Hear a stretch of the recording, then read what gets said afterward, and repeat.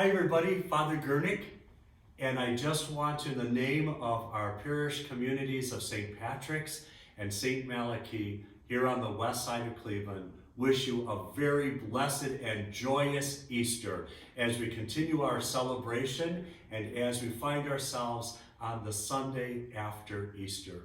During this Holy Octave, we're reminded of these encounters with the risen Christ. And on this Sunday that follows Easter, St. John Paul II, of course, designates it as Divine Mercy Sunday. The Church, in her liturgy, reminds us that God's greatest desire is that we, beloved daughters and sons, embrace this wonderful gift of mercy.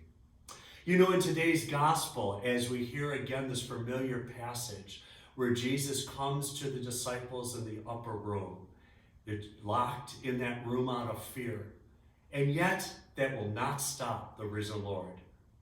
No matter how they think secure that door might be, he penetrates it because his desire is to be with them.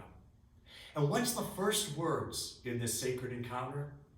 None other than peace be with you. It's this gift of peace that the Lord desires us to possess in our own lives, and that we might be a source of peace for one another. On this Divine Mercy Sunday, let me share with you an important piece that St. Faustina wrote in her diary, and that really, I think, captures the essence of what this is all about. She wrote, "I desire that the Feast of Mercy be a refuge and shelter for all souls, and especially for poor sinners. On that day, the very depths of my tender mercy are open. I pour out a whole ocean of graces upon those souls who approach the fount of my mercy. The soul that will go to confession and receive Holy Communion shall obtain complete forgiveness of sins and punishment. On that day, all the divine floodgates through which graces flow are opened. Let no soul fear to draw near to me, even though its sins be as scarlet." Those are pretty hopeful words. And again, we're reminded of the power of the sacraments from which we've been taking a long fast from because of this pandemic. But may I suggest and invite you today on this Divine Mercy Sunday, make an act of contrition with a sincere heart. Whatever binds you in sin, turn it over to the Lord. Let him deal with it. And although we can't gather for the Eucharist, we soon will.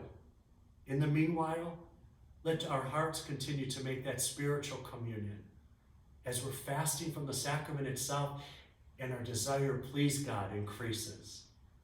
Let this divine mercy be a message for the whole world that life conquers death, light casts out every bit of darkness, and grace conquers sin. My brothers and sisters, let us continue the joy of this Easter message, that life, the life that comes to us through the risen Christ, is the promise made for everyone. All we need to do is embrace it. Let that joyful message be our message as we continue to live our life as disciples. Again, in the name of the parish families of St. Malachy and St. Patrick, I continue to wish you and yours a very blessed Easter. Amen.